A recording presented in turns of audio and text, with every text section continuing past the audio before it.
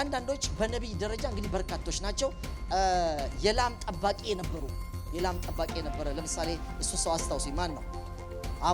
አሞጽን ማየት ትችላላችሁ። ትንቢተ አሞጽ ምዕራፍ 1 ቁጥር 1 ላይ እንደዚሁ የጻፈበትን እንደዚህ አይነት ማንነት እግዚአብሔር ተጠቅሞ ያነሳቸውና ይጠቀምባቸዋል። እንደገና ወደ አዲስ ኪዳን ብንመጣ ደግሞ አሳ አጥማጅ የነበሩት ደግሞ ጽፈዋል። ሃሌሉያ።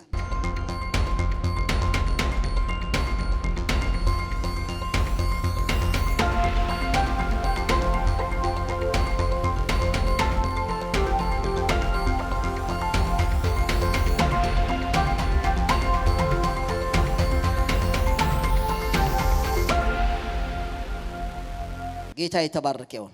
በጣም ነው ደስ ያለኝ። ሰሞኑ ከአንድ ሰው ጋር ከዴንቨር መደዋወል እድል አግኝቼ ነበር። የተተረጎሙበትን ነገር ላከልኝ።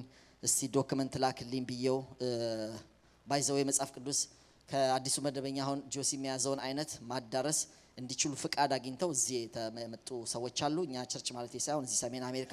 ስለዚህ ቀጥታ ከታተመበት ከቻይና ወደዚህ እንዲደርስና እዚህ ማዳረስ እንዲችሉ ነው ፍቃድ ያገኙት።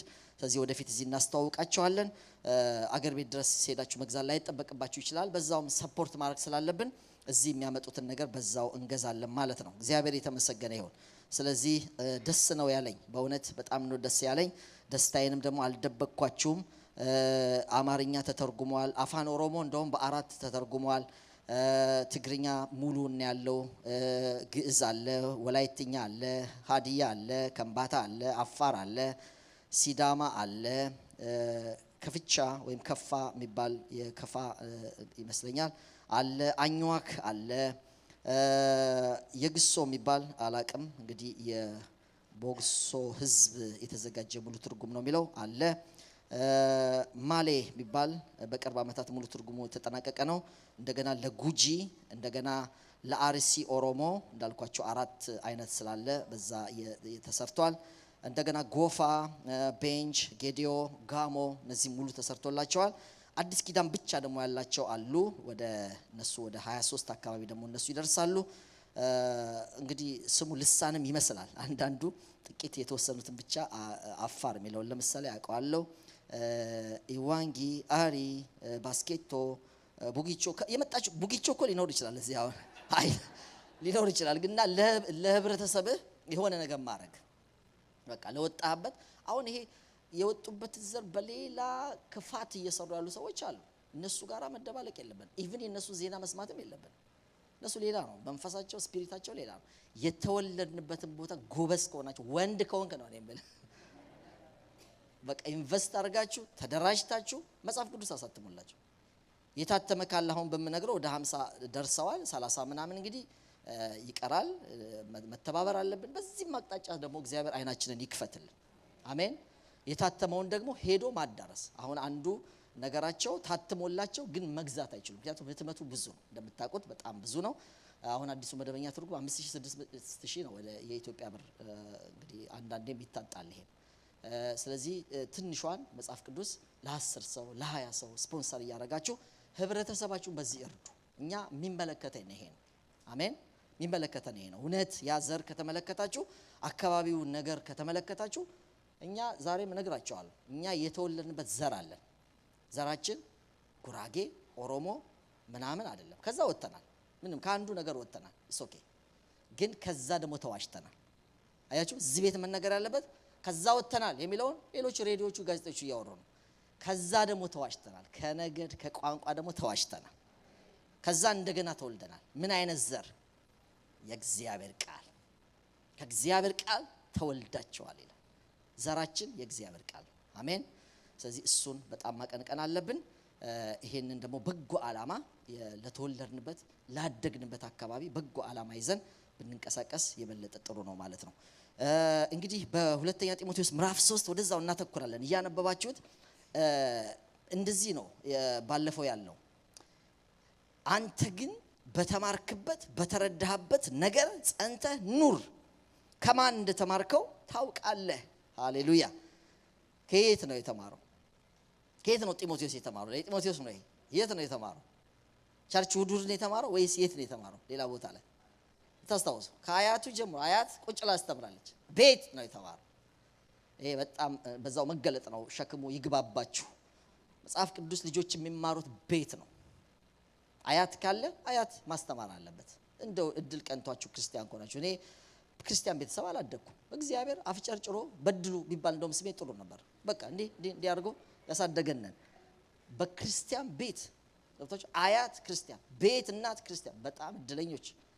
በኢየሱስ ስም እየተጸለየላችሁ ማለት እኮ የሆነ ጨሌ ሳታቁ ምስ ሳታቁ በጣም እድለኞች።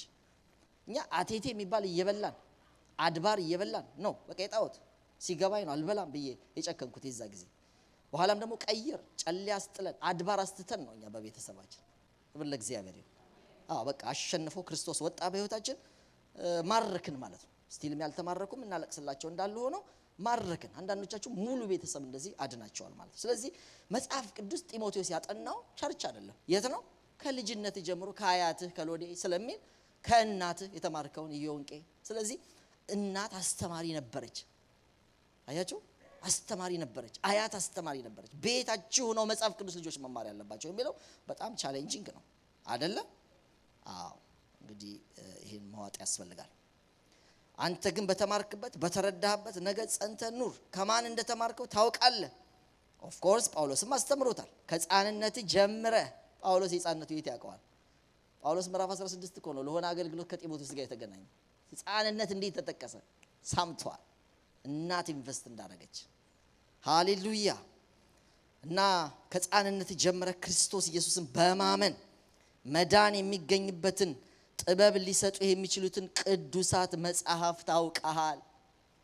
አሁን ብለን አንዳንዶቻችን እንኳን ገና ማጥናት ያልጀመርነው መጽሐፍ እሱ ከልጅነት ጀምሮ ያን መጽሐፍ አስጠንተውታል። የሕግ መጽሐፍ 5 ናቸው፣ ሙሴ ነው የጻፋቸው። ከዘፍጥረት እስከ ዘዳግም ነው። የታሪክ መጽሐፍ ከኢያሱ እስከ አስቴር ነው፣ 12 መጽሐፍ ነው። እንዲህ ነው ታሪኩ።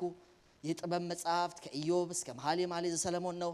እነዚህ የጥበብ መጽሐፍቶች ቅኔዎች ናቸው፣ ግጥሞች ናቸው፣ መዝሙራት ናቸው። እንደዚህ አድርገው ነው ያስተማሩት ማለት ነው። የነቢያት መጽሐፍ 17 ናቸው። ከትንቢተ ኢሳይያስ እስከ ሚልኪያስ ድረስ ይደርሳል። 12ቱ በዕብራይስጥ ስለሆነ የሚያስጠኑት 12ቱ እንደ አንድ ነው የሚቆጠሩት። ሌሎቹ ደግሞ አበይት ይባላሉ፣ ሜጀር ፕሮፌትስ የምንላቸው ማለት ነው። እንደዚህ አድርገው ነው ያስጠኑት። ምኑን ነው? መጽሐፉን ነው ያስጠኑት። አያችሁ፣ መጽሐፍ ለልጆች ማስጠናት አስፈላጊ ነው። እና የምትሉኝ ምንድነው? እኔ ራሴ መቼ አነበብኩና ነው ወደ ልጄ ነው የምትሉት? አይ ኖ፣ ግን ጀምሩ ነው ጀምሩ። አሜን። መጽሐፉ ይኖራችሁ። የሚጠበቅብን ብዙ ነው። ይሄው ከ2000 ዓመት በፊት ምናምን እዛ የነበረች አንደኛ ክፍለ ዘመን ያለች አንድ አሮጊት ልጇን መጽሐፍ ቅዱስ አስጠንታ። እናንተ የት ናችሁ? አሜሪካ ዩኒቨርሲቲ የተማራችሁ፣ አዲስ አበባና ልዩ ቦታ የተማራችሁ ሰዎች፣ በእውነት 12ኛ የጨረሳችሁ ሰዎች፣ 4ኛ ክፍል እንደኔ ደግሞ የጨረሳችሁ። እኔ 4ኛ ነኝ። ገብቷችኋል? እግዚአብሔር ይርዳል። ኃላፊነታችን ብዙ ነው። በቃ ኃላፊነታችን ብዙ ነው። ምንም እንደምንም ብለን ከዚህ በኋላ የምንጨክነው እውነቴን ነው። ማት ነገር የተፈላሰፈ ነገር ብነግራችሁ ምንም ዋጋ የለውም። መሬት እናውርደው፣ ልጆቻችንን መጽሐፍ ቅዱስ እናስጠና፣ እናጥና፣ ቤታችን እንጀምር። መነበብ ይጀምር ይሄ መጽሐፍ። ሰማይ ላይ ከዚህ በኋላ ስለማይጠቅማችሁ ይኸውላችሁ እኮ ሕጉ ምንም ማያቅ ሰው አንድ ጊዜ ቤቱ ልጁ እንግዲህ ቤተሰቡ ሞቱበት፣ እሱ መምጣት አልቻለም መሰለኝ። የወረቀት የምን ኬስ ስላለ ይመስለኛል ሳይመጣ ቀረ። ሲመጣ ከስንት ዓመት በኋላ እኛ ከአንድ ወንድም ጋር ተከራይተን ካለንበት ጎን ነው የነበረው። በጣም ትልቅ ነው። 500 ካሬ 600 ካሬ ሊደርስ ይችላል፣ ያልፍም ይችላል። ሰዎቹ ተቆጣጥረውት፣ ሴትዮዋ ጠንቋይ ነች። 4-5 ጎረምሳ ልጆች አላት። ዛፍ ተክላ፣ ዛፉ ራሱ አድጓል ብዙ ዓመት ስለሆነው ቤቷን ሰርታ ጥንቆላ የምታካሄድ ነች። እኛ መጸለይ የጀመርነው ጥንቆላው እንዲባረር ነው። ጌታ በቃ መተኛት አልቻለም፣ እውነት ለመናገር መተኛት አልቻለም። ስለዚህ መነቀል አለበት ብለን መጸለይ ጀመርን። እግዚአብሔር በሌላ መንገድ ሰራው፣ ነቀለው። እንዴት መሰላችሁ የነቀለው? ለረጅም ጊዜ ውጪ የከረመ ልጅ ሲመጣ የቤተሰብ ቤት የት ነው ተብሎ ሲል ዘመዶች ያሳዩታል። ቤቱ ተወሯል። በኋላ ያው ያንን ፍቃድ መንግስት ጋር ሄድና ካርታውን ምኑን ኦሪጂናል የቤተሰቦቹን አስወጥቶ ካርታውን ይዞ ከፖሊሶች ጋር ሴትዮዋ ቤት መጣ። አፍራሽ ግብረ ኃይል የሚባል ታውቁ እንደሆነ አላቅም። ኢትዮጵያ ገቡ። በዚህ ቢባል ጎረምሶች ይወረውራሉ። እኛ ራሱ እንዲህ እያለን ነበር ስናየ ነበረው። ይወረውራሉ ከውስጥ። በኋላ በዛም ብለው ገብተው ቤቱን ንቅልቅል አድርገው በውርደት ሴትዮዋ ወጣች። ቤቱን ተረክቦ ብሎኬት ማምረቻ ያደረገው ልጁ ምኑን የረዳው ዶክመንት በሉ እስቲ ሁላችሁ ማኑዋል ያላነበባችሁት አይጠቅምም። ስታነቡ መብታችሁን ታውቃላችሁ። ስታነቡ እግዚአብሔር ምን ይወዳል ምን አይወድም ይሄው ማንዋሉ። አሜን።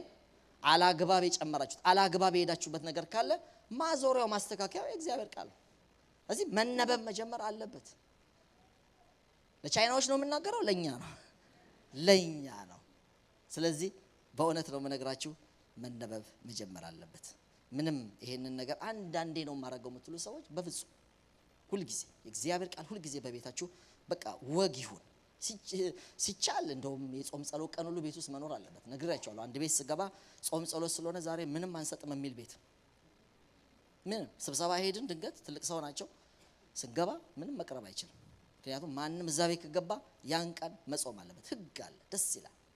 ስለዚህ መጽሐፍ ቅዱስ የሚቀመጡባቸው ቤቶች አሉ። ስትገቡ ግዴታ ስትመጡ እንደውም የጥንቱ ሰዎች እንደገባን የሚያደርጉት ምንድነው መጽሐፍ ቅዱስ ያቀርባሉ። እኛ ቀጥታ ክትፎ ልሰሩ ነው ስትገቡ ምንዳቸው ቀጥታ እኛ ገባን ማለት ቀጥታ ወደ ኪችን። እንደውም አሁን ቤተ ህብረቶች እግዚአብሔር ይባርካቸው አረ ተው እያሉ ትንሽ እየቀነሱልን ነው። የቀነሳችሁትም እኮ ከ20 ወደ 18 ነው ያመጣችሁት። የምግቡ አይነት ወደ 18 ነው የመጣው። ስለዚህ የሚሻለው መሰላችሁ ልክ እንደገባን መጽሐፍ ቅዱስ ማቅረብ ከቻለም ካልቻለም ይፈተሻል ሰውየው አይደለም።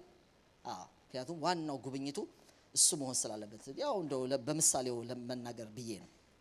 በሕፃንነት ጀመረ ክርስቶስ ኢየሱስን በማመን መዳን የሚገኝበትን ጥበብ ሊሰጡ የሚችሉት ቅዱሳት መጽሐፍት አውቀሃል። የእግዚአብሔር ሰው እስቲ አብረን በለው የእግዚአብሔር ሰው ምን ለመሆን ፍጹም ለመሆን አይደለም የምንፈልገው ፍጹም ከዛስ ለበጎ ስራ አሜን የተዘጋጀ ይሆን ዘንድ ስልጠና አይደለም መጽሐፉ ነው የሚጠቅመህ። የእግዚአብሔር መንፈስ ያለበት መጽሐፍ ለትምህርት ለተግሳጽ ልብን ለማቅናት በጽድቅ ላለው ምክር ምን ይላል ይጠቅማል። ሃሌሉያ። ስለዚህ ይሄ መጽሐፍ ይሄን ነው የሚሰራው። ምን ነው ይሄ መጽሐፍ የሚሰራው? አንደኛ ተግሳጽ ይገስጻል። ዋው ይገስጻቸዋል። ልባችሁን ያቀናል። ቀናውን ያሳያቸዋል። ተንኮል አያሳይም። ታውቃላችሁ አንተን እንዳልበድል አለ ዳዊት መዝሙር 118 ቁጥር 109 ላይ ረጅሙ ምዕራፍ በመጽሐፍ ቅዱስ ተሰነው ታውቃላችሁ። መዝሙር 118 በጣም ትልቅ ምዕራፍ ነው። አንተን እንዳልበድል ሕግህን በልቤ ሰወርኩ ነው የሚለው። ጎልማሳስ መንገዱን በምን ያቀናል? ቃልህን በመጠበቅ ነው። አሜን። ጎልማሳ መንገዱን የሚያቀናው ይሄ ነው። ሕግ ለእግሬ ምንድነው? መብራት ነው። መንገዴስ ረጅሙ መንገድ ብርሃን ነው። እግር ሴር ታውቃላችሁ የመኪናችሁ መብራት ስታበሩ ትንሽ ሜትር ድረስ ያበራላችኋል። ረጅሙ ጎዳና ደግሞ በትልቁ መንገድ ዘርግቶልናል። ሁለቱንም የሚወክልልን የእግዚአብሔር ቃል ሕግ ለእግሬ መብራት በሉስቴ ለመንገዴስ ብርሃን ነው። ትልቁንም ብርሃን ለእግሬንም የራሴንም የሚያቀናልኝ የሚያሳየኝ እሱ የእግዚአብሔር ቃል። እዚህ ረጅማችሁንም እንድትሄዱ የህይወት አጫጭር ነገራችንም እንድንሄድ የእግዚአብሔር ቃል በጣም ያስፈልጋል። ልብን ለማቅናት እሱ ነው። በጽድቅ ያለ ምክርስ እሱ ነው። የእግዚአብሔር ቃል መካሪ ነው። በኋላ በደንብ እንመጣበታለን። ክብር ለእግዚአብሔር ይሁን። ይሄ ላስት ጊዜ የተነሳንበት ነገር ነው። እንደገና በአንደኛ ጴጥሮስ ላይ በሁለተኛ ጴጥሮስ ምዕራፍ 1 ላይ ያለው እውነታ ደግሞ እንደዚህ ይላል።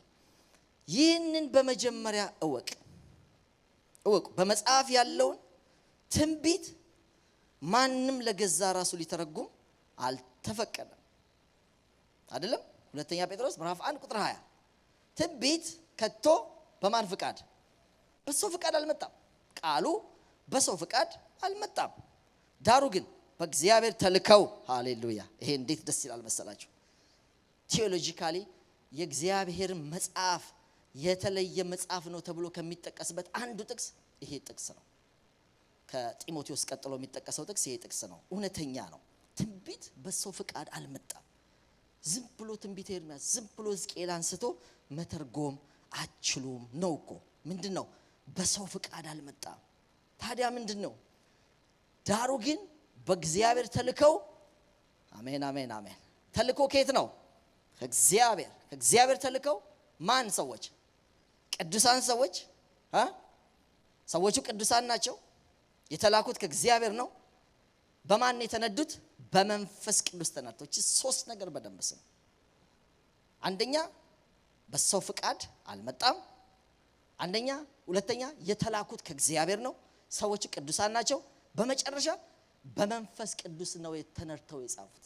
ስለዚህ የሚጠቅመንን የረጅም ዘመንም ነዋሪ ያሁንም ነዋሪ የነሱንም ህብረተሰብ አገልግለው እኛንም ደግሞ በሩቅ ዘመን የሚጠቅም ነገር መንፈስ ቅዱስ አዋቂ ስለሆነ ሰዎቹ የሉም። ይሄው ቃሉ እየጠቀመን ነው። እግዚአብሔር የተመሰገነ ይሁን። ሰዎቹ ምን አይነት ሰዎች ናቸው የጻፉት ማወቅ አለብን። አንዳንዴ እንደዚህ በነበርኩበት ቦታ ይሄ የቅዱሳን ስሞች አሉ አይደል? በቃ ክርስቶስ ሰምራ እንትን ያዛ የተሰየመው ነው። ቅዱሳን ናቸው አይደለም የሚለው አሁን ርዕሳችን አይደለም። እና እሺ እግዚአብሔር እንዴት ናቸው? እኔ አቦ ቤተክርስቲያን ያደኩትና እግዚአብሔር የሚባልም ደግሞ አጠገባችን አለ። እንዴ እግዚአብሔር እንዴት ናቸው? እንዴት ነው ወይሳቸውማ በደብረ ዳሞ ተራራ ላይ በዘንዶ ተንጠልጥለው ይሏቸዋል። አሁን እዚህም አይጠፋም። እግዚአብሔር ማን ነው? ማን ናቸው? ሰውየው ማን ናቸው? እግዚአብሔር ማን ናቸው? ኦርቶዶክስ እዚህ ነው እንደ መንገድ ላይ እኮ እየሳኩ እግዚአብሔር አብ ማለት ነው። ደብረ ዳሞ ምናምን አይደለም። አያውቁትም። የሆነ ሰውዬ ነው ለብዙ ሰው ማለት ነው። አንዳንድ ሰዎች መጽሐፍ ቅዱሶቻችሁ ከየት ነው የመጣው? አሁን የእስልምናው ታውቃላችሁ ገብርኤል ነው ሰጠ የሚባለው ለነሱ ሰው አይደለም። የኛም እንዴ ማን ነው የጻፈው? ወደ 40 ሰዎች ነው የጻፉት። 8ቱ አዲስ ኪዳንን ጽፈዋል። 30 ምናምኑ ደግሞ ምን ጽፈዋል? ማይታወቁም አሉ። ጽሁፉን አይታችሁ የማን እንደሆነ ማይታወቅም አለ። ግን አይነቶቹን ልንገራችሁ። ምሁራን ነበሩ እነዚህ ጸሐፊዎች። ምን አይነት ሰዎች ናቸው? ዋናው እንዳትለቁልኝ ሁለተኛ ጴጥሮስ ምዕራፍ 1 ቁጥር 20-21 ለመቼም መልሳችሁ ነው። አንደኛ ቅዱሳን ሰዎች ናቸው። ቅዱሳን ሰዎች ናቸው። ማን ነው የጻፈው ስትባሉ ምን አይነት ሰዎች? ቅዱሳን ሰዎች። ማን ነው የላካቸው? በእግዚአብሔር ተልከው። እንዴት ጻፉት? በመንፈስ ቅዱስ ተነድተው። ሃሌሉያ። ማን ወደ ሰዎቹ እንምጣ። ማን እንዲህ ከሆነ ለየት ያሉ ሰዎች ናቸው አይደሉም? መጀመሪያው ሙሴ ነው። ሙሴ ምን ነበር? እረኛ ነበር። ሙሴ እረኛ ነበር። እንዴት ባላ ወላለት ተወልዶ እናቱ 3 ወር ሸሽጋ እንዳለችው ታሪኩን ታውቃላችሁ። ከዛ በኋላ እግዚአብሔር እንግዲህ ከሞተም ካልሞተም ብላ እድል በቃ የቀናውን እንዲሆን የለቀቀችው ሰው ነው። እግዚአብሔር ግን ተረክቦ አሳደገው። እነዚህ 5 መጽሐፍ የተጻፉት በሱ ነው። ስለዚህ አንዱ ሰው በመንፈስ ቅዱስ ተነዳ ምንለው እግዚአብሔር ላከው ምንለው ሰው ሙሴ ነው። ሃሌሉያ። እስከ ዘዳግም ድረስ 5ቱን መጽሐፍ የጻፈ ነው። ዳንኤል ደግሞ እረኛ ብቻ አይደለም። መጽሐፍ ቅዱስ የጻፉት እረኛም ነው አይደለም? እረኞች ማለት ሚኒስቴሮች። አሁን ዳንኤል ሚኒስቴር የመንግስት ሚኒስቴር የነበረ ነው። የተማረ ነው። ወደ አያቱ ወደ አባቱ ምናምን ብትሄዱት ልክ ከሕዝቅኤል ጋር ትንሽ ተመሳሳይነት አለው። የነገስታት ዘር ውስጥ የነበረ ሰው ነው። ዛስ ዋይ የሰው ምድር ከገባ በኋላ ቤተ መንግስት ውስጥ ሊገባ የቻለበት ምክንያት ይሄ ነው። የተማረ ነው። ሲጽፍም እዛው ቀስ ስለነበረው የዳንኤል መጽሐፍ አረማይክም ዕብራይስጥም የተቀላቀለበት እንደሆነ በታሪክ ይታወቃል። ምዕራፎቹ ይታወቃል። የትኛውን በአረማይክ የትኛው አረማይክ ማለት የባቢሎኒያን ቋንቋ ነው። እና ዳንኤል ሚኒስቴር ነው። ትንቢተ ዳንኤልን ጽፏል። ዳንኤል ምዕራፍ 7 ቁጥር 1 ላይ ይሄንን ኤግዛክትሊ እሱ እንደጻፈ ማሳየት ይችላልላችሁ። ሌሎች ሚኒስቴሮች እረኞች ብቻ ሳይሆን ነገስታቶችም መጽሐፍ ጽፈዋል። ለምሳሌ ንጉስ ከጻፈበት አንደኛው ንጉስ የሆነ ሰው እስቲ አስታውሱኝ መጽሐፍ የጻፈ ለምሳሌ ሶሎሞንን ማሰብ እንችላለን። ሶሎሞን ዳዊት እንዳለላችሁ ዳዊት ከእረኝነት የተነሳ ስለሆነ ነው አይደለም። ከንግስና ከንጉስ ቤተሰብ የጀመረው ግን ማን ነው? ሰሎሞን ነው። ለምሳሌ ሰሎሞን ምሳሌ፣ መክብብ፣ መኃልየ ዘሰሎሞን እነዚህ መጽሐፎች አንዳንዱ በከፊል ነው ማለት ነው ጽፈዋል። እነዚህ መጽሐፎች በሱ ይታወቃሉ። እንደገና ነብይ ሆነው ከእግዚአብሔር የተቀቡ ሰዎችም ጽፈዋል። አይሽ ሁሉም ነብይ አይደለም። እረኛ አለበት፣ ሚኒስቴር አለበት፣ ንጉስ አለበት። እዚህ ደግሞ ነብይ ትንቢተ ኢሳይያስን ጽፏል። ለምሳሌ ኢሳይያስ ምዕራፍ 1 ቁጥር 1 ላይ ይሄ ሲናገረው ትሰማላችሁ። ኤርሚያስም ተመሳሳይ ነው። በነገራችሁ ላይ እግዚአብሔር እንዴት እንደላከው ለነብይነት ከእናቴ ማህፀን ጀምሮ ሲል የተለየበትን ነገር ታያላችሁ። ያን ነገር ጽፏል። አንዳንዶች በነብይ ደረጃ እንግዲህ በርካቶች ናቸው። የላም ጠባቂ የነበረ ለምሳሌ እሱ ሰው አስታውሱኝ ማን ነው? አሞጽን ማየት ትችላላችሁ። ትንቢተ አሞጽ ምዕራፍ 1 ቁጥር 1 ላይ እንደዚሁ የጻፈበትን እንደዚህ አይነት ማንነት እግዚአብሔር ተጠቅሟል። ያነሳቸውና ይጠቀምባቸዋል። እንደገና ወደ አዲስ ኪዳን ብንመጣ ደግሞ አሳ አጥማጅ የነበሩት ደግሞ ጽፈዋል። ሃሌሉያ። በነገራችሁ ላይ ከ12ቱ ሐዋርያት ወደ 7-8ቱ የሚሆኑት ከዮሐንስ 21 መረጃ ብታገኙ አሳ አጥማጆች ናቸው። ኢየሩሳሌም የምታውቁ ሰዎች የሃይማኖት ክልል ቴል አቪቭ አይደለም። የሃይማኖት ክልል ሌላ ቦታ እነ ቂሳሪያ እንደውም የድንበር ከተሞች ናቸው። የት ነው? ኢየሩሳሌም ውስጥ ነው። አንድ ሰው ሃይማኖቱን መጠበቅ ከፈለገ ሃይማኖተኛ ነኝ ካለ ኢየሩሳሌም ዙሪያ ነው መኖር ያለበት። ተጠራው ካለ ሃይማኖቴን ካለ እዛ አካባቢ ነው። እዛ አካባቢ ትልቅ ፎቅ አይፈቀድም፣ እንደምታውቁት ቀለም አይፈቀድም። የመቅደሱ ልክ ብቻ ነው። አሁን ኢየሩሳሌም ብትሄዱ ያን ነው የምታገኙት፣ ታውቃላችሁ። ወጣ ለማለት የሚፈልግ ወደ ቴል አቪቭ ትንሽ 4 ሰዓት 5 ሰዓት ነርቶ መሄድ አለበት። ቂሳሪያዎች ደግሞ እና ባጭሩ ምላችሁ ምንድነው እነዚህ 7 ምናምን ሰዎች የመጽሐፍ ጸሐፊዎችን ጨምሮ ማለት ነው ከየት የተገኙ መሰላችሁ? ከድንበር ላይ መጡ ናቸው። የአሕዛብን ገሊላ ያከብራል በጨለማ ሄደ ሕዝብ ብርሃን አየ የተባለው ጌታ አገልግሎቱ ሲጀምር ገሊላ ሄዶ ነው። ከኢየሩሳሌም ያሉ ፈሪሳውያን ጻፍት እንትን ያስረዘሙ የእንትን ሽቶ ተርከፍክፈው መሄዱ ሰዎች ከነሱ አይደለም የጀመረው። አንድም አታገኙ ከ12 ሐዋርያት አንድ ሰው አታገኙ። ለምን መሰላችሁ? ልብ ነው የሚፈልገው ጌታ። የሰለጠኑ ሳይሆን ከየትም አምጥቶ እረኛም ላም ጠባቂ ምን አምጥቶ አሰልጥኖ ሃሌሉያ ስለሚችልበት በመንፈስ መርቶ። እነዛ ተፈላሳፊዎች ናቸው፣ አልገቡበትም። አንድም መጽሐፍም አልጻፉም። እንደውም የተጻፈውን ተቃወሙ። የመጽሐፉ ሰዎች ሆነው ማለት ነው። ይሄን ታውቃላችሁ። ከዚህ ጴጥሮስ አሳጥማጅ ነበር። ሁለቱም ጴጥሮስ የመልእክቶች የጻፈው እሱ ነው። በመልእክቱ ማለት ማየት ይችላልላችሁ። ከአዲስ ኪዳን ሌላ ሰው መጥቀስ የምንችለው ምሁራንም ጽፈውበታል። ለምሳሌ ጳውሎስ ምሁር ሰው የነበረ ምሁር ሰው ታስታውሳላችሁ አይደል? ምንድነው የሆነው? ከማስር ነው የተማረው ገማልያል የብሉይ ኪዳን መጽሐፍ ጥንቅቅ የሚያውቅ። እንደዛ ነው ጴጥሮስ ደግሞ ምንም ጥንቅቅ የለበትም፣ ሃይማኖት ውስጥ የለበትም። ሰፈሩ ራሱ ሩቅ ነው። እኛ ከቂሳሪያ ኢየሩሳሌም ስንመጣ ታውቃላችሁና በጣም ብዙ ጊዜ ነው የሚፈጀው። ምንም ሃይማኖት ውስጥ የለበትም። ቃሳ ያጠመዱ ምናምን እንደው ለመሳለም በአመት አንዴ ወደዚህ ከመጡ እሱ በግር ስለሆነ በጣም ከባድ የሉበትም። ለዚህ ነው ያልተማሩ ስለሆኑ ናቋቸው የሚለው። ግን በእነሱ ሰራ፣ በእነሱ መንፈስ ቅዱስ ወረደ። በእነሱ ይሄ ያውቃል። ይሄ ያልተማረ ሰው ነው። አንደኛ ጴጥሮስ ሁለተኛ ጴጥሮስ አስደናቂ እኛ አመት ሙሉ እናጠናው ቃል። አዎ በመንፈስ ቅዱስ ተነርተው ሃሌሉያ። ጳውሎስ እንደዚሁ ሐኪምም የሆነ ሰው ጽፏል። ከሁሉ ነው የመጣው። ታስታውሱታላችሁ አይደል? እዚህ ሉቃስን እንደዛው ታያላችሁ። በቃ መድኃኒት ቀማሚ የነበረ ሰው ነው ያመጣው። ታክስ ኮሌክተር የነበሩትን አምጥቷል። እግዚአብሔር ይባረክ። ከሁሉም አምጥቶ ጌታ ተጠቀመባቸው። ስለዚህ በአንድ ድምጽ ይሄ እረኛ የጻፈውን ይሄ እንትን የጻፈውን አንልም። እኛ ምንለው ሁለተኛ ጴጥሮስ ምዕራፍ 1 ቁጥር 20 ነው የምንጠቅሰው። እንደዚህ ነው የምንለው፣ ቅዱሳን ሰዎች። አሳጥማጅ ላም ጠባቂ አንልም። እንደዚህ ነው የምንለው፣ ቅዱሳን ሰዎች። ማን ጻፈው? ቅዱሳን ሰዎች። በማን ማላካቸው? አዎ ለንግድ የመጣው አይደለም፣ በእግዚአብሔር ተልከው በመንፈስ ቅዱስ ተነርተው ጻፉት። ማንም ለገዛ ፈቃዱ ትንቢት መተርጎም አይችልም እንላለን በድፍረት። ይሄም መጽሐፍ ነው እግዚአብሔር እፍ ያለበት። ሃሌሉያ። ጋድ ብሪዝ ነው የሚባለው፣ እፍ አለበት። በቃ ድካም አለው። የሰዎች ቋንቋ ምንን ተጠቅሟል? ባህላቸውን ተጠቅሟል። እንዳልኳችሁ ባለፈው ተነጋግረናል። ስለዚህ እነዚህ ነው የሰራው። ጥቂት ደቂቃ ልውሰድና ከዛ እነዚህ ቅዱሳን ሰዎች ቃል በምን መንገድ ነው ቃል የተቀበሉት? እቺ በጣም አስፈላጊ ነው ለእናንተ። ሰዎችን አወቅን፣ በምን መንገድ ይሆን? እንዴት ይሆን የተገለጠላቸው? በምን መንገድ?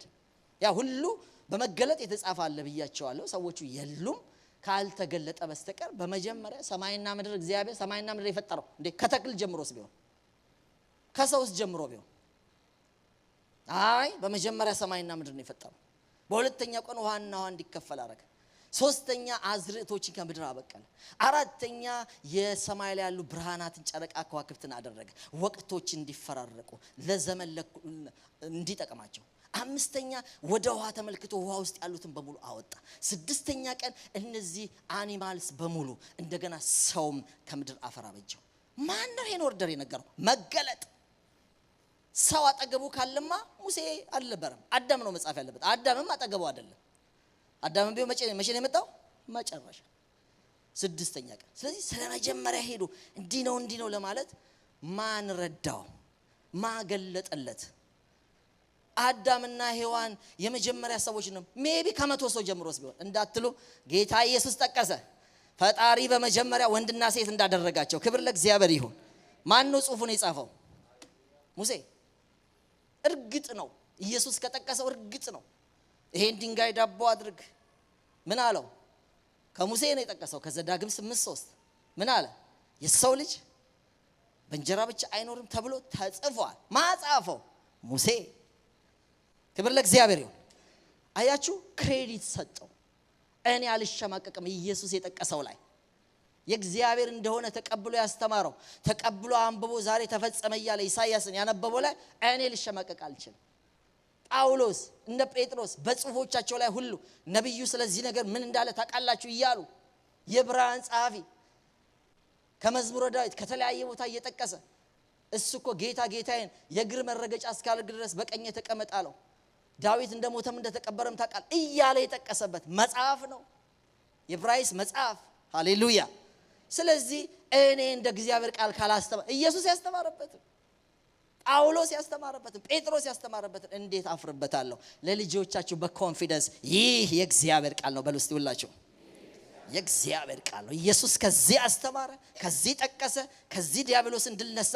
ደሴም ዲያብሎስ ሉቃስ ምዕራፍ 4 ድል የተነሳበት መጽሐፍ እጅ ላይ መሆኑን ታውቃለህ?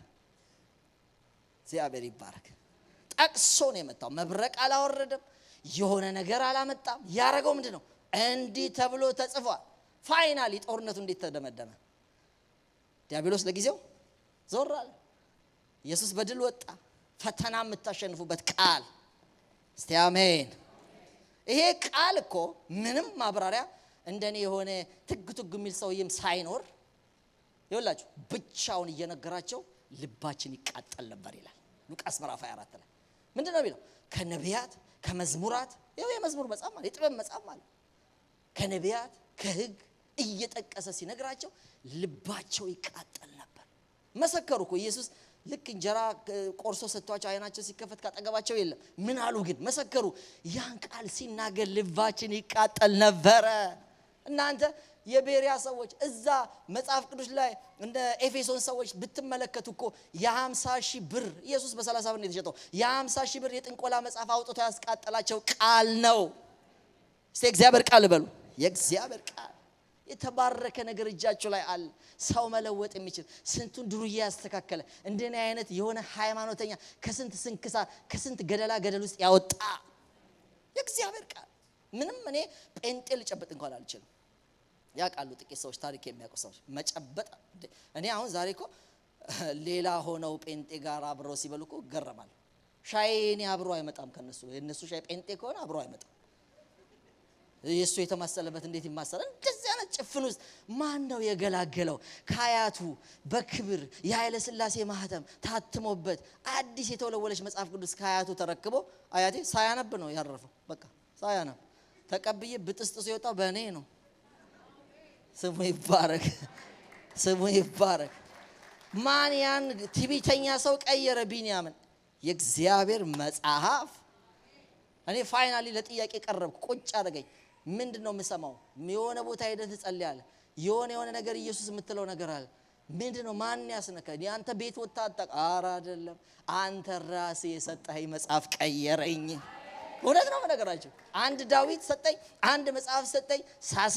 ሳሰምር አቤት የእግዚአብሔር ቃል ህይወት ይቀይራል። ለልጆቻችሁ ይሄ ነው ተስፋው። ገንዘብ ያልቃል። የፈለክበት ትምህርት ቤት ብታስተምር ምንም ዋስትና አይደለም። ይማሩ። እንኳን ረዳችሁ፣ እንኳን ባረካችሁ። ትልቁ ትግላችሁ ይሄ መጽሐፍ አስጠኗቸው። የትኛውም ዘመን አሸናፊ እንዲሆኑ የሚያደርግ ልፉላቸው። ለሂሳብ ለምን ሰው ተቀጥሮ የለ? እስቲ ለመጽሐፍ ቅዱስ ቁጭ ብላችሁ አስጠኑ። ሰው ይምጣ። እኔ ቤቷ ለ4 ለ5 ልጆቿ ማታ 40 በምትጋብዘኝ ሴት ነበረች። ለልጆቿ ስትል ከኔ ጋር ዲግሪ ይዛለች። ቴዎሎጂ ስኩል ገብታ 5 ልጆች እያሳደገች መጨረሻ ባሏ ስለተደነቀ ሂልተን የደገሰላት። እኛ ምን ድግስም አልነበረንም። ዲግሪያችን ይዘን ወደ ቤት ነው የገባ ነው። በዛው እንድታቆብዬ ነው ሄድን። ያው እኔ ድግስም ስለሌለኝ ወደ እሷ ሄድኩኝና በእውነት ነው የምነግራቸው። የአፍሪካ ምድር የተለያየ እንትን ውስጥ የሚሰራውና ባልቲሞር አሉ። በጣም ወዳጆቼ ናቸው። ወጣች። እናት አባቷ አሉ። በጣም የተከበሩ ናቸው።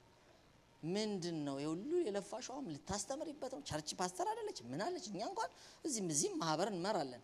ምንድን ልታረግበት ነው ሲባል ወጣች። ማይክሮፎን ያዘች። እኔ ለማን ብዬ አይደለም አለች። እኔ ቸርች ምንም ወንጌላዊም አይደለም ምንም፣ ልጆቼን በእግዚአብሔር ቃል ለማሳደግ ነው ዲግሪ ያስቆታል። እግዚአብሔር ይባረክ። ይሄ ኮንቪክሽን ውስጣችሁ ይግባ።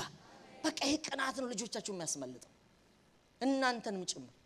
ተወላገድ ነው። የሆነ ሰውዬ ፎቶ ስልኮ ሰገዱ እኮ በቃ በጣም እኮ አስቸገረ።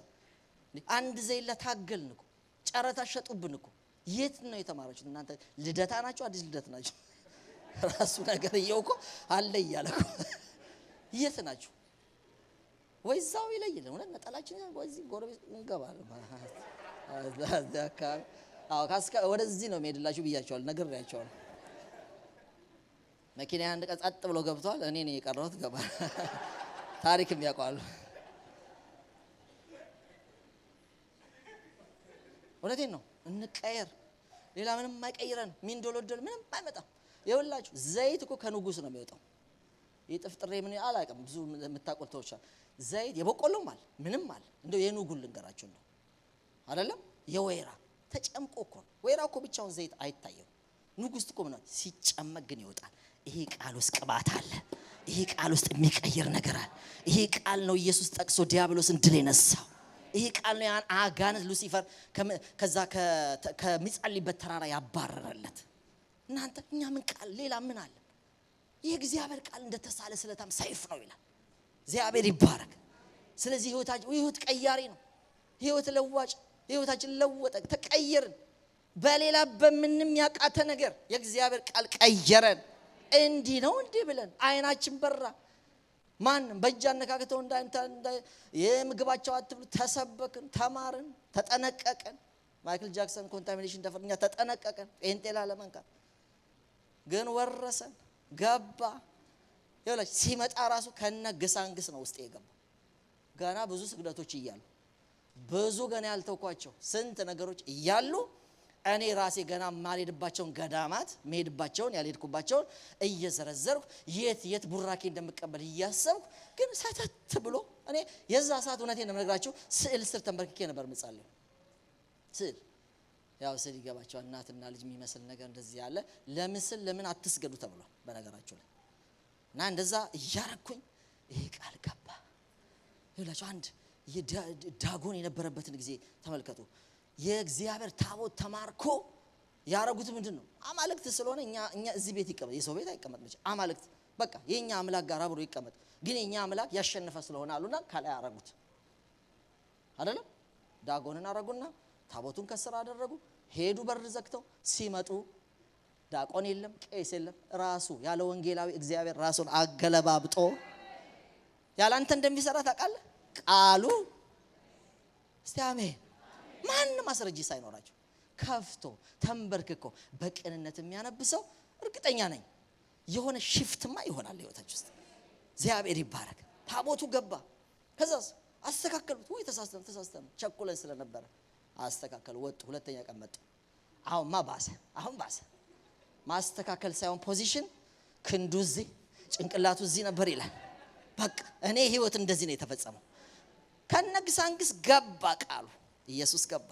አስተካከላቸው። በቃ የሚያስተካከለውን አስተካክሏል። አሁን አልነግራችሁ አስተካክሏል። ምክንያቱም እሱ ብቻ ነው መመለክ ያለበት። እሱ ብቻ ነው ንጉስ።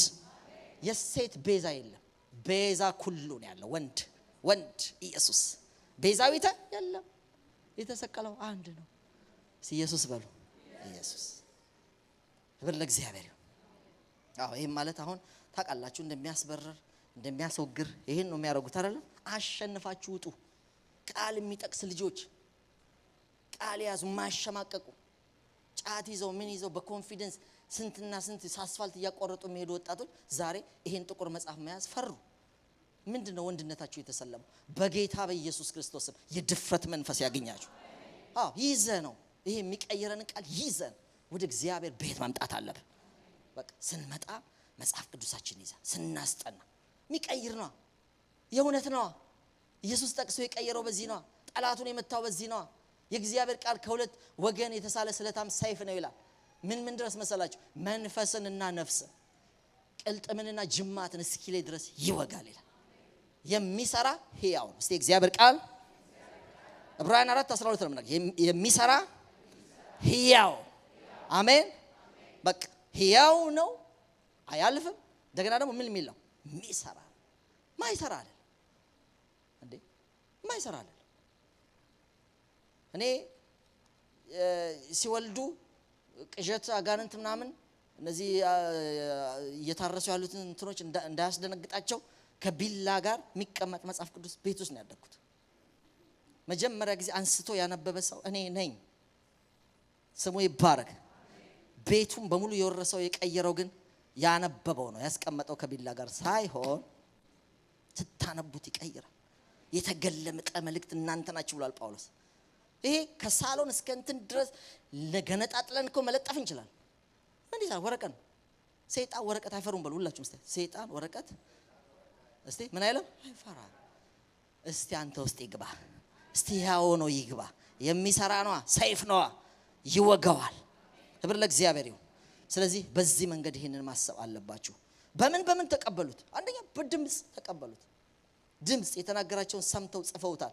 ሕዝቅኤል ላይም ታገኛላችሁ። የተወሰኑ ጥቅሶችን አነብላችኋለሁ። በምን ተቀበሉት የሚለው ነው። በድምጽ ተቀበለዋል።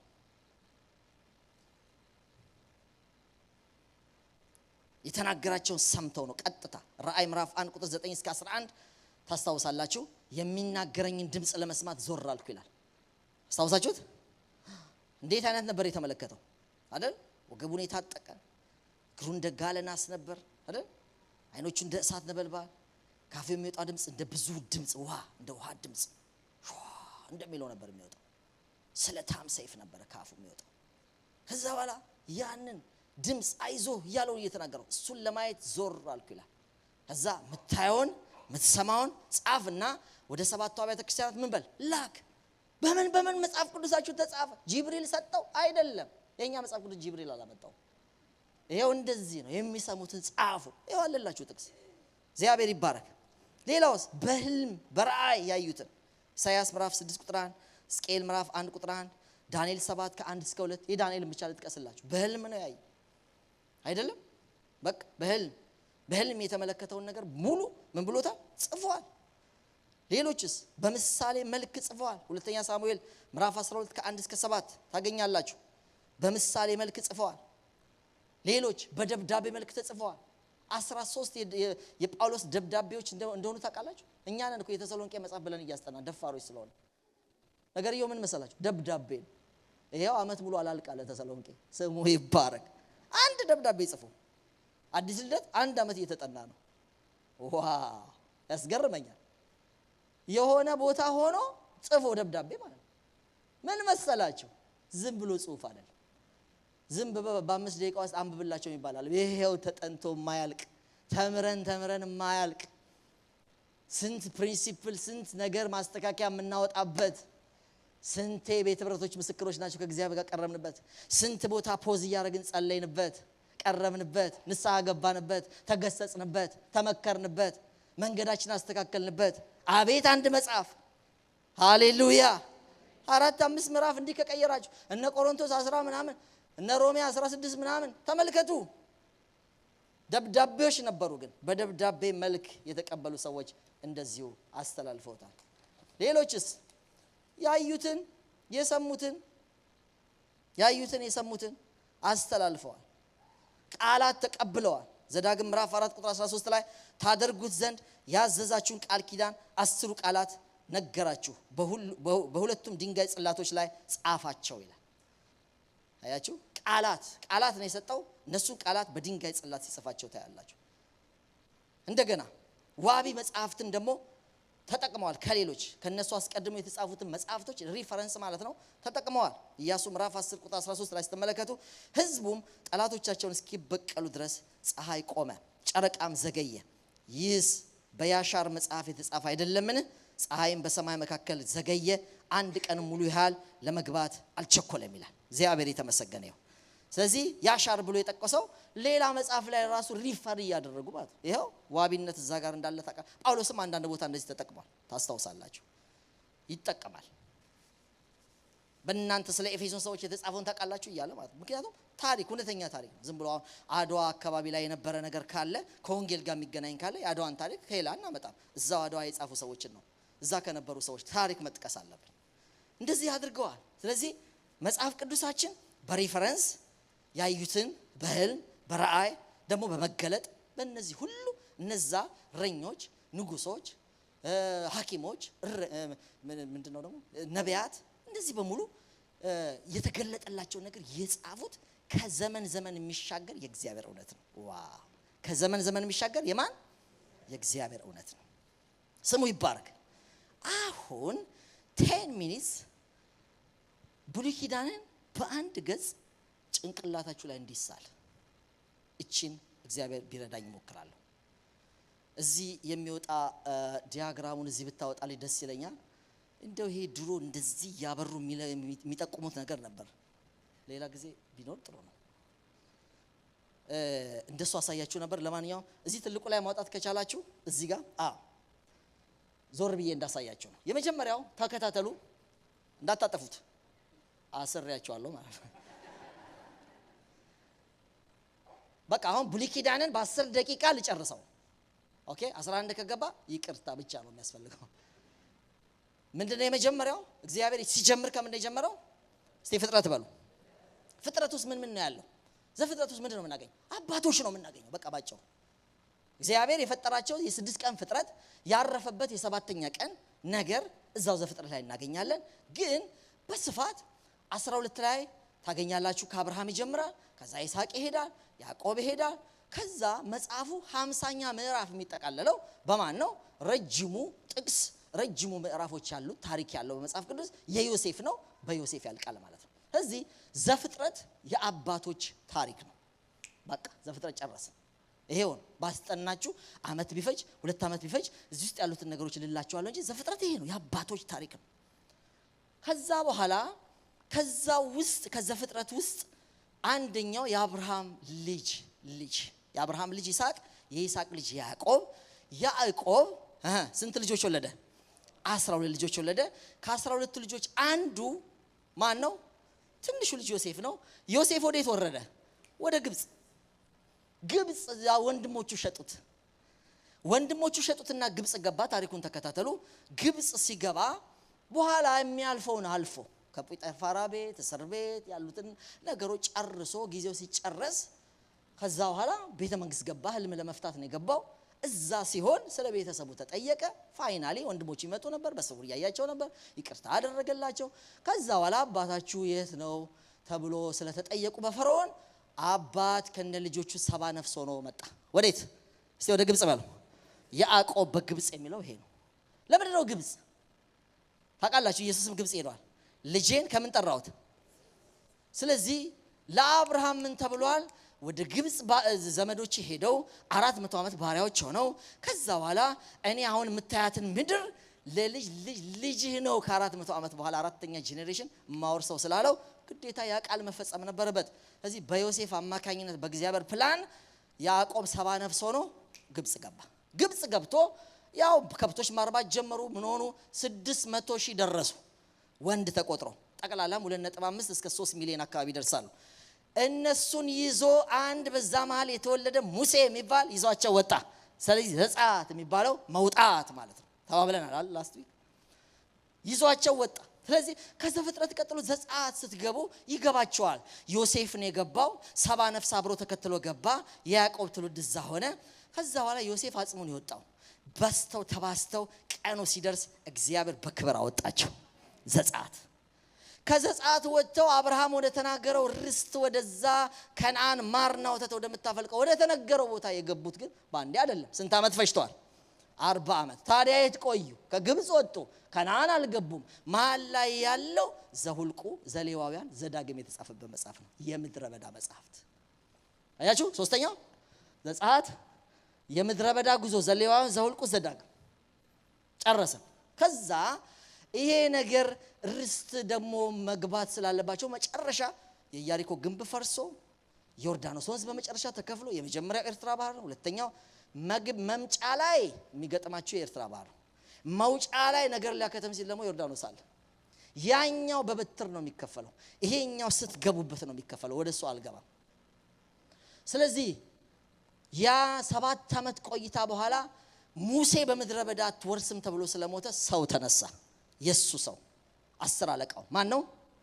ስለዚህ መጽሐፈ ኢያሱ ሆነ ማለት 49 ዓመት የመጨረሻዋን እዋት የመጨረሻዋ ኢያሱ አያችሁ። ዘፍጥረት አለ፣ ያዕቆብ ግብጽ ወርዷል። ከዛ ይዟቸው በዘጸአት ወጣ። ምድረ በዳ ላይ ያሉ መጽሐፍቶች ዘሌዋውያን፣ ዘሁልቁ፣ ዘዳግም ነው። ከዛ በኋላ ኢያሱ ነው የተረከበው። ኢያሱ 7 ዓመት የዝግጅቶች ምኖች አድርጎ ኢያሱ የገዛበት ሲያወርስ ሲያከፋፍል 49 ዓመታት ፈጀ። ከኢያሱ በኋላ ምን አይነት ዘመን መጣ? ታሪክ እኮ ነው። ማን መጣ? የመሳፍንት ዘመን። ከኢያሱ በኋላ ሙሴ ኢያሱ እንዳስነሳው ኢያሱ ሰው አላስነሳም፣ ግን ብዙ ሰዎች ተነሱ። 299 ዓመት ፈጅቷል። እነ ጌዲዮን፣ እነ ባርቅ፣ እነ ዮፍታሔ፣ ሴቶችም እንዳይከፋችሁ እነ ዲቦራ፣ እነ ሶምሶን ያሉት እዚህ ውስጥ ነው። እዚህ ውስጥ ነው የተነሱት። መሳፍንት ሩት መጽሐፍን በመሳፍንት ጋር አብሮ የተያያዘ የሩት መጽሐፍ ከሞዓብ ምድር መጣች። ያን ዘመን የሚያሳይ ነው።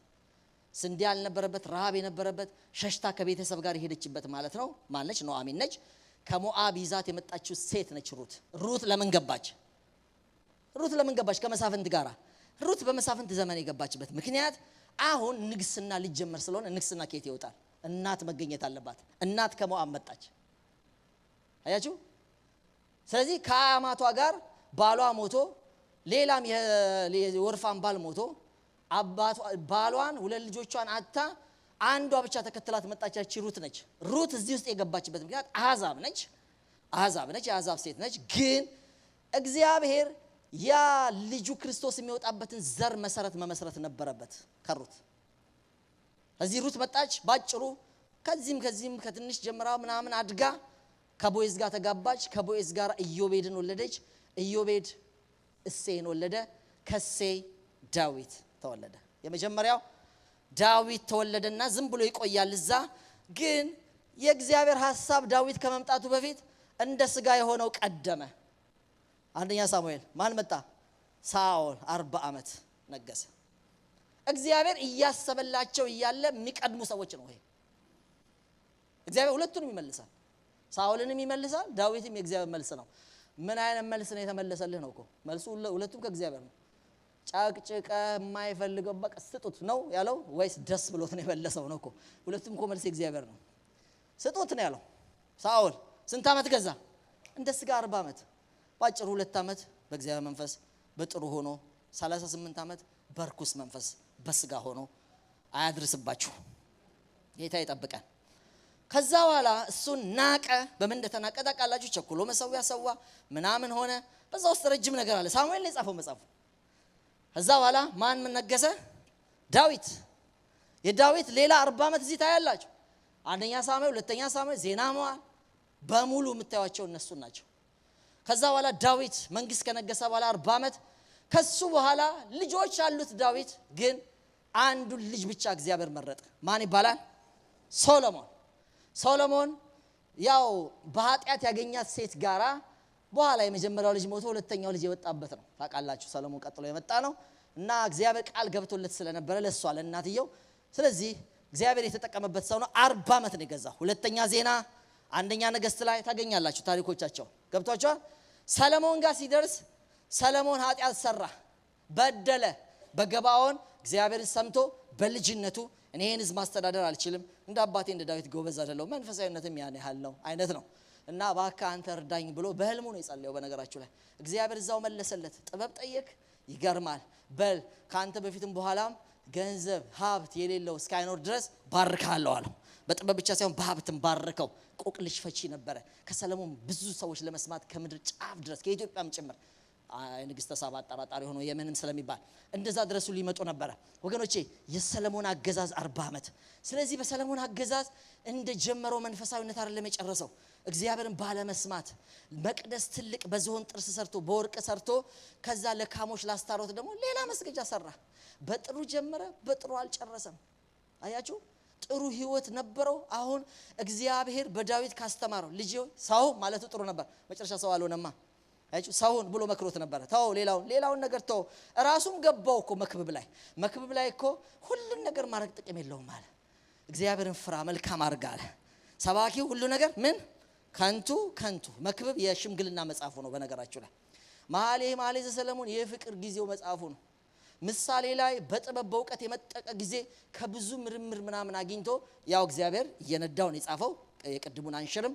ስለዚህ በዛ መንገድ ምሳሌ ላይ ብዙ ጥበቦች ታገኛላችሁ። መክብብ የሽምግልናው ከውድቀት ከምን የተማረው ስለሆነ በጣም ጥሩ መጽሐፍ ነው። ግን 12ቱን መጨረስ አለባችሁ።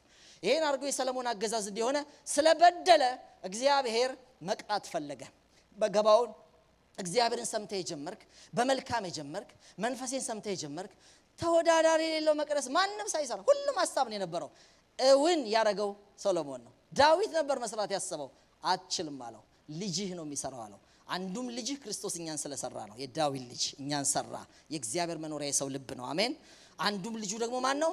ሶሎሞን ነው። ያኛው መቅደስን ህንጻውን የሰራ የመጀመሪያ የእግዚአብሔር መቅደስ በድንኳን ነበር አይታወቅም። ከቦታ ቦታ እየተነቀለ መሄድ ነበር። በቃ አንድ ቦታ ፐርማነንት የሆነው በሰሎሞን ነው። ትልቅ እድል ነበር ያገኘው። ሌላም የኃጢአት ደግሞ ሌላ ነገር ውስጥ ገባ። ወገኖቼ በሱ ምክንያት መቅጣት ስለነበረበት ስለ ቃሉ ሲል እግዚአብሔር ሰሎሞን አንተን አልቀጣም አለው። ልጅህን ግን ቀጣለሁ አለው። ከልጅህ መንግስትን ለሁለት ከፍላለሁ አለው። እዚህ ጋር ሲደርስ መንግስት ለሁለት ተከፈለ። እያያችሁ ነው። መንግስት ለሁለት ተከፈለ። አያችሁት? እዚህ ጋርና እዚህ ጋር ከሰሎሞን በኋላ መንግስት ለሁለት ተከፈለ። ሮብዓም ነው እዚህ ጋር የነገሰው። እዚህ ጋር ሮብዓም መጣ። እዚህ ጋር ደግሞ ይሁዳ ላይ ማን ሆነ? ኖ የእስራኤል መንግስት ላይ ኢዮርብዓም የሚባል ነገሰ። እዚህ ጋር ደግሞ ይሄ መቅደሱ ያለበት ቦታ ነው የይሁዳ ማነገሰ ሮብዓም። ሮብዓም ማለት የሰሎሞን ልጅ ነው። የሰሎሞን ልጅ ነው። ስለዚህ ምንድን ነበር የተከፈለበት?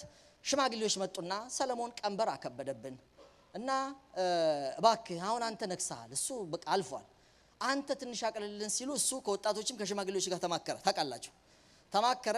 በኋላ ይሄ ፊት አትስጥ፣ ይሄ ህዝብ ፊት ከሰጠው ጥሩ አይደለም ብለው ወጣቶቹ መከሩት። እነዛ አቅልላቸው አሉት። እነዚህ እንደውም እንዲህ በላቸው፣ ትንሿ ጣት ከአባቴ ወገብ ትወፍራለች በላሉ። የትዕቢት መለሰ። እነሱም ከዚህ በኋላ እዚህ ቤት ምንም የለንም ብለው 10 ነገር ተገንጥሎ ወጣ። 10 ነገር ተገንጥሎ ወጥቶ ምን ሆነ? እስራኤል ተባለ። መቅደስ እነሱ ጋር የለም። ሁለቱ እሱ ደግሞ ቢንያምን ነገድ ያዘና ሁለቱ ያንኑ ንግስና እየቀጠለ ያቺን ከተማ ይዞ ይሁዳ ተባለ። ለዚህ ነው መጽሐፍ ቅዱሳችሁ ላይ የይሁዳው ንጉስ የእስራኤልን ንጉስ የሚላቸው። የይሁዳ ነብይ የእስራኤሉን ነብይ እንደዚህ መጣ። ለምሳሌ አንድ ወጣት ነብይ መጣና የእስራኤል ነብይ ነበር፣ የይሁዳው ነብይ ደግሞ አሳተው ይላል። አይታችኋል አይደል? ስለዚህ የይሁዳ የእስራኤል የሚል መጽሐፍ ቅዱሳችሁ ላይ የምታገኙት እዚህ ጋር ለሁለት ስለተከፈለ ነው። በዛውም በይሁዳ ከሮብዓም ቀጥሎ 19 መንግስት ነግሷል። ቀጠለ። እሱ ቀጠለ። አንዱ ሲሞት አንዱ እያሉ መቅደሱን አድርገው እነዛ ደግሞ ጥጃ ሰሩ። ክፉ ሰው ነበር ኢዮርብዓም። ከግብጽ መጥቶን ያነገሱት የጋለሞታ ልጅ ነበር እንደምታውቁት። ምንም አድርጎ ጥጃ ሁለት ቦታ እንደውም እንዳይከብዳችሁ ለቅዳሴ እዛ ስትሄዱ እዛ ድረስ አትሄዱ ብሎ በደንብ አድርጎ አሳታቸው። ለዚህ ነው በኢዮርብዓም መንገድ ወይ በዳዊት መንገድ ሄደዋል ብሎ ነገስታትን መለኪያን ያደረጋቸው። አይታችኋል? ወይ በኢዮርብዓም በናባጥ ልጅ ኢዮርብዓም መንገድ ሄደዋል ወይ በዳዊት ልጅ ሄደዋል ይላል። ክብር ለእግዚአብሔር ይሁን። አንዱን እንደልቡ አድርጎ ያኛው ደግሞ የአመጽ ምሳሌ ሆኖ እግዚአብሔር ከዚህ ይጠብቀን። ሁለቱ ነገስታት 19 አንዱ ጋር 20 ነገሱ። ናአሳ ናቢያ ምናምን በጥሩ ሳይድ፣ ከዚህ ከክፉ ሳይድ ደግሞ ከኢዮርብዓም ቀጥሎ ማአት ክፉ ነገስታት ነገሱ። መጽሐፋችሁ ላይ የምታዩት እንዲያረጉ አንድ ዜሮ ነው። እዛ ጋር ምንም መልካም ንጉስ አታገኙ ከእስራኤል። ስለዚህ ሁለቱ ጋራ እግዚአብሔር መገሰጽ ነበረበት። በማን ነው የሚገስጸው? ኦፊስ 3 ነው። ካህን አለ፣ ንጉስ አለ፣ ነብይ አለ። ንጉስ ያስተዳድራል። ካህን ህዝብ ከበደለ መስዋዕት መቅረብ ካለበት ካህን ነው የሚያቀርበው። ትንቢት የሚያመጣው መልእክት የሚያመጣው ማን ነው? ነብይ ነው። ስለዚህ ነቢያቶች ነገስታትን ለመገሰጽ የተነሱ ናቸው። በ19ኙም በዛኛው በዚህኛው 20 ነገስታት ላይ እነሱን ለመገሰጽ የተነሱ ነቢያቶች ናቸው። ዘመናቸው ይለያያል።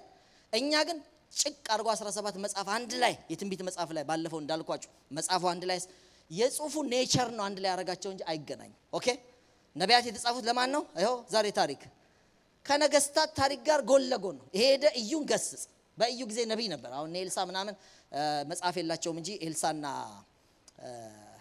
ኤልያስ የተነሱበት አንደኛ ነገስት 18 19 ታገኛቸዋላችሁ። ስለዚህ ከዛ በኋላ የአንደኛውን የእስራኤልን ንጉስ ነገስታት 19 ነው 20 ማለት ነው። በመጨረሻ ላይ እግዚአብሔር ሊቀጣቸው ስለፈለገ ማን አስነሳባቸው? አሶር የሚባል እነ መርዶክዮስ ምናምን ያሉበት ምን አረጋቸው? አሶር ጥርግርግ አድርጎ ወሰዳቸውና አሁን ነነዌ ኢራን ምናምን ያለችበት ቦታ አፈሰሷቸው። ናስቴር እዛ ነው የነበሩት። ነነህሚያ እዛ ነው ጠጅ አሳላፊ የነበሩት። ስለዚህ እዛ አረጓቸው። መርዶክዮስ እንዳልኳችሁ እዛ ነበሩ። 10 ነገር ጥርግርግ አድርገው እቺኛዋ ደግሞ ተረፈች ማለት ነው። የይሁዳው ስንት ነገር ነው ያለው? 2 ማናማ ይሁዳን ቢንያም የዳዊት እንትንና የቢንያም የሳኦል ማለት ነው። መጨረሻ ላይ ምክንያቱም አበኔር የሚባል ታውቃላችሁ በዳዊትና በሳውል ቤት መካከል ብዙ ዘመን ጦርነት ሆነ ይልና አበኔር በዛ ቤት ጎበዝ ነበር ይላል። መጨረሻ አበኔርን አስከፉት። አበኔር የሳውልን በሙሉ ጠራርጎ ወደ ዳዊት አምጥቶለታል። መጨረሻ ላይ የአበኔርን ሐሳብ ገልብጧል። ስለዚህ ሁለቱ አንድ ላይ ተደባልቀው ነበር። ለዚህ ነው ሁለት ነገስታት የሆኑት አንድ ቦታ የሆኑት። ስለዚህ እነዚህም ይገሰጻሉ። መጨረሻ ከመቶ ምናምን ዓመት በኋላ ያቺኛዋ ከተማረከች ከመቶ ምናምን ዓመት በኋላ እነዚህም ጥጋቡ በጣም ስለወጣባቸው አሶርን ሳይሆን ባቢሎንን የናቡከደነጾርን ሀገር አስነስቶ መቅደሱን ፍርስርስ አድርጎ ጠቅላላ ዕቃውን ማርኮ አግዞ ወስዶ ህዝቡን ሁሉ ጠርጎ ባቢሎን ገባ። እነዚህ በባቢሎን እነዛ በአሶር። አሶር በ722 የ586 ስትቀናነሱት 100 ምናምን ዓመት ሁለቱም ተማረኩ። ባዶ ምድር ሆነ ማለት ነው። ለስንት ዓመት? ለ70 ዓመት። ስለዚህ ነቢያት የት ነው የሚነሱት? ለነቢያት መጽሐፍ ልነግራችሁ ነው ሁሉ የመጣሁት። ነቢያት የመጀመሪያው ሳይማረኩ በፊት የተነሳ ነብይ ከምርኮ በፊት ከስር ይታያቸዋል። ከምርኮ በፊት የይሁዳ ነቢያት ደግሞ የሚባል ከምርኮ በፊት። ምክንያቱም ይሁዳ ብቻ ነው የተማረከው፣ ማንስ? እስራኤልም አይደል? 10ሩም ደግሞ 2ቱም ከምርኮ በፊት ዩኤል፣ ኢሳይያስ፣ ሚልኪያስ፣ ኤርሚያስ፣ ዕንባቆም። ከምርኮ በኋላ ካልኩኝ ከስንት ዓመት በኋላ ነው ነብይ የሚነሳው ማለት ነው? 70 ዓመት። አያችሁ ርቀታቸው አሏ። ከምርኮ በኋላ የተነሱ በኋላ አሳያቸዋል። ስለዚህ እነዚህ ከምርኮ በፊት የተነሱ ናቸው። እያንዳንዱ ዩኤልን ምንን አሁንኛ ምድር አለፈባት ምድር ጉል ፈላባት ሚለው መዝሙሮች ምናምን ዘመን ታውቃላችሁና በየዋነት የወጡ ናቸው። እንደ አንበጣ እንደ ሰራዊት አይገላመጡ ምናምን። ይሄ እዚህ በቃ ይሄ ማንን ለመደምሰስ? ይሁዳን ታሪኩ እሱ። ለዚህ በገዛ እጅ ዝም ብለህ ምድር አለፈላት አትችልም። በመጀመሪያ ታሪኩን ማወቅ አለብህ። የኔ የተነሱት የሚለው ማለት ምሳሌ ነው በነገራችሁ ላይ ምንም ችግር የለም። ከዛ ደግሞ የማን ነቢያት አይደል? የይሁዳ ብቻ አይደሉም፣ የእስራኤል ነቢያት። ከዛ ውስጥ ደግሞ ከምርኮ በፊት ነው ከምርኮ በኋላ ነው ወይስ ምርኮ ውስጥ እያሉ ነው ይባላል። ፖስት ኤግዛይሊክ፣ ዲዩሪንግ ኤግዛይሊክ፣ ፕሪ ኤግዛይሊክ ኤራ የሚባለው አለ። ከምርኮ በፊት ከሆነ ተግሳጹ ይታወቃል። ምርኮ ውስጥ እያሉ ከሆነ ተስፋ ነው፣ አይዟችሁ ትመለሳላችሁ የሚል ነው። ኔቸሩ ጽሁፉ ያሳያቸዋል። ካለፈ በኋላ ከሆነ ደግሞ እነሱ ካለፉ በኋላ ይታወቃል፣ ያሳያቸዋል። ስለዚህ ከዛ ውጪ ከሁለቱ ውጪ ደግሞ አሶር ማን ነው? ማን የማረከ ነው? 10ሩን ነገድ ናስቴር ምን የነበሩበት ለነሱ ደግሞ ያመጣለ ማን ነው? ዮናስ። ታስታውሳላችሁ? ወደ ነነዌ ሂድ ስበካት። በሱ ጊዜ ቅጣት አላመጣም፣ እግዚአብሔር ማራቸው። ቅጣት ያመጣበት ደግሞ አለ ናሆም። ሁለቱ ጽሁፎች የእስራኤልም የምንም አይደሉም፣ እዛ ለአሶር የተጻፈ ነው። ስለዚህ ጽሁፉን ስታነቡት የማን እንደሆነ መጀመሪያ ማሰብ አለባችሁ። አብድዩ ደግሞ ለኤዶም ነው። ኤዶም የኤሳው ዘር ነው፣ ለእስራኤልም አይደለም። አያችሁ? ምክንያቱም ለሌላ አሕዛብ ነገስታት ቢሆን እግዚአብሔር መልእክት ያመጣ ስለነበር ለነሱ ነው ያደረገው። ከዛ በሶስት መክፈል ነው። ይሄ ነብይ ከባቢሎን ምርኮ በፊት ነው በኋላ ነው ብላችሁ ወይም ደግሞ መሃል ላይ ነው ብላችሁ በሶስት ከፍላችሁ ማየት ትችላላችሁ። ለምሳሌ ከምርኮ በኋላ የተነሱትን እንመልከት። ምርኮ ውስጥ ያሉ ይዋቸው ከጽሁፋቸው ታያላችሁ።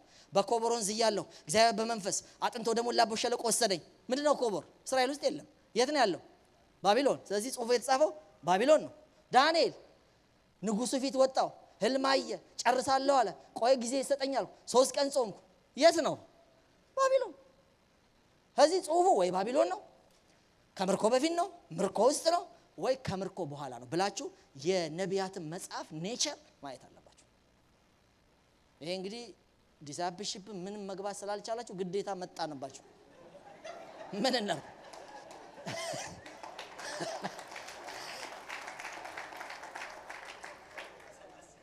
በቃ እንደዚህ ነው የምታረግ። ግን ጌታ ይባርከኝ በእውነት ነው ብላችሁ እኔ ዛሬ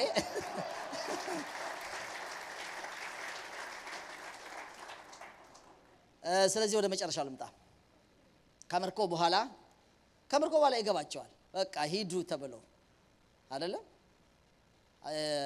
እነ ቂሮስን አስነስቶ የአሕዛብ ንጉስ ሂዱ ምን ስሩ?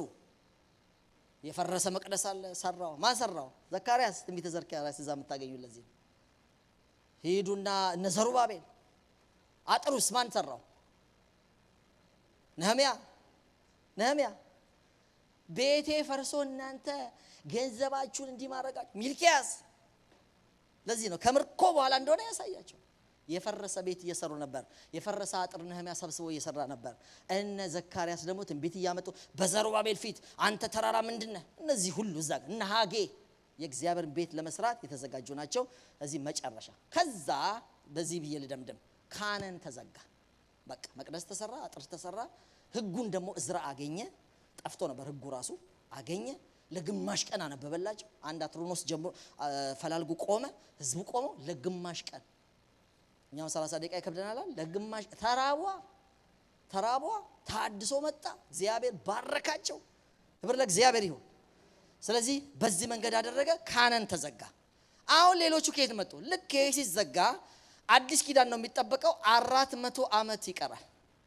በዛ 400 ውስጥ የጨለማ ዘመን ይባላል። አመጡላቸው ጦቢት፣ ሶስና አመጡት። መቃቢስ በሙሉ ተረፈ። ኤርሚያስ ሰቆቃ ኤርሚያስ እያለልን ተረፈ ደግሞ መጣ ማለት አመጣው። ማዕቱን አወረደው። ማዕቱን በሉት በቃ ባጭሩ። ምክንያቱም እውነት አልቀበላለ ደግሞ ይኸው ሚሊዮን ሰው ይሄ እያለለት ሚሊዮን ሰው የጨለማ ዘመን የተጻፉትን መጽሐፍ ይሟገታል፣ ይከራከራል። ምንም ሳያፍሩ ዩቲዩብ ለ2 ሰዓት ይቆማሉ። ምንም ሳያፍሩ ይሄው ኢየሱስ የጠቀሰው መጽሐፍ እያለ ዲያብሎስን የረታበት መጽሐፍ እኛም የለንም። ስንመሰክር ስንወጣ ከልጅ ልጅ ተወልጄ ከ500 ዘመን በኋላ አድናለሁ ብሏል። አዎ የኔ ወንድም የኔ ያለው ብሏል። እንደ ቤሪያ ሰዎች እኮ መመርመር ያስፈልጋል። እንደው ከበረታችሁ እንደው አሁን አመቱ አለፈን እንጂ በአንድ አመት መጽሐፍ ቅዱስን መጨረስ እንችላለን። እግዚአብሔር ካደረሰ ኔክስት ተደራጅተን በየቤታችሁ ጥቅስ ይላካል።